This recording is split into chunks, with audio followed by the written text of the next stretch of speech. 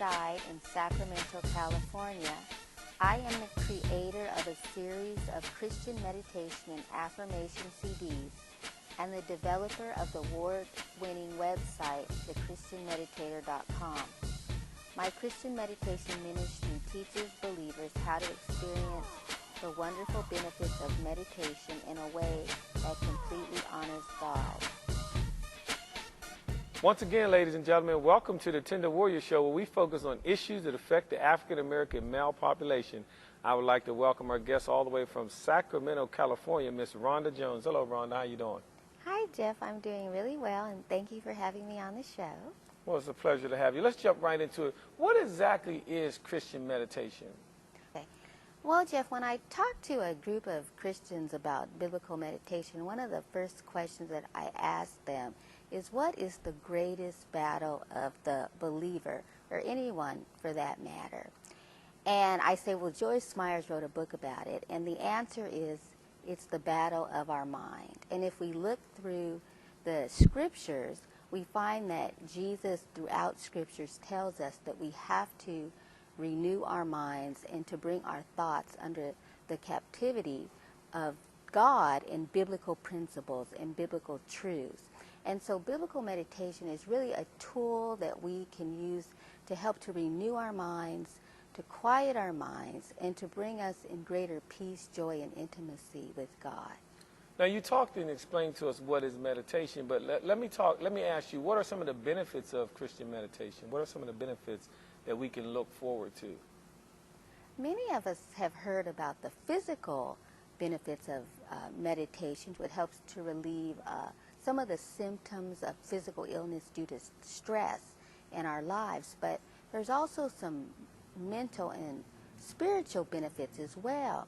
And one of those benefits is biblical meditation helps us to restore our peace of mind. Now, I don't know about you, but many of us really have a hard time turning off our thoughts. You know, we just are constantly thinking, just repetitively over and over again. And one of the sad things is many of the thoughts that we think are negative, or they're very destructive.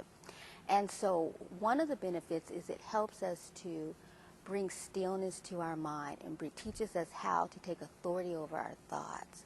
Another one in controlling negative thoughts is, you know, I like to say, if you're not controlling your thoughts, then your thoughts are controlling you. And, you know, our thoughts lead to our actions and our behaviors. And so if we control our thoughts, we can change a lot of our destructive behaviors. Also, it helps us to live more present-centered, and people think, well, what does that mean? It means focusing on our lives fully right now, today, not living in the past and, you know, rehashing old regrets, or just always looking toward the future, you know, at some future destination, and missing all the blessings that are in our lives right now, today. Another is it helps us to create more balance in our lives. It helps us to reflect on what it is that we really want. There was a study recently done that asked what really makes people happy, and they interviewed like 250 people over the age of 60 to find out their wisdom. And one of the answers was to be true to ourselves. And that means to find out what's really in our heart. I mean, what really is going to make us tick? What's really going to make us happy? And many of us, you know, we grow up learning that we're supposed to do A, B, C, and D without really reflecting on what's in our heart. So getting still helps us to do that. And so those are some of the, you know, there's more, but those are some of the good ones.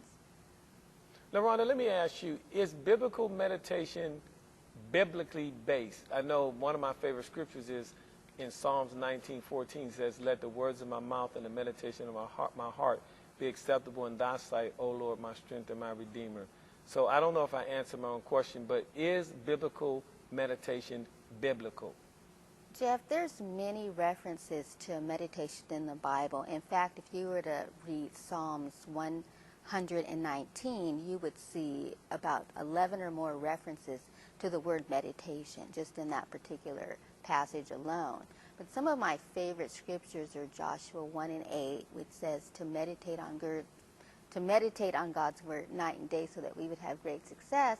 And also Psalms 46:10 that says it's in the stillness that we begin to know God. And so, the words like reflection, ponder, ruminate, contemplate are all components of meditation and all work to help us to know God a lot more and a lot more intimately. Rhonda, tell us more about your CD ministry and your Christian meditation CDs. Okay, well, I am, the author of 25 biblical meditation and affirmation CDs, which contain about 35 meditations altogether. And the meditations all begin with a progressive relaxation, some deep breathing exercises that help us to relax. And they're all followed by a biblical narrative and affirmations that really help us to absorb and embrace God's word and God's truths, all set to beautiful background music. So, if you're a little bit sketchy about, well, how do I meditate? The CDs really take the guesswork out of it because they guide you through every step of the way, and they're on a variety of topics that many people struggle with. So, and I sell them on my website. I'd like to thank Miss Rhonda Jones all the way from Sacramento, California for joining us on the Tender Warrior Show. Remember, whatever your field of choice is, please master the ability to read, write, listen, analyze, and speak well, and it will help you to reach your destiny. Now, next week, we're going to have a surprise guest, so tune in to the Tender Warrior Show next week. Until then, I'm Jeff Robertson, and I'll see you next week.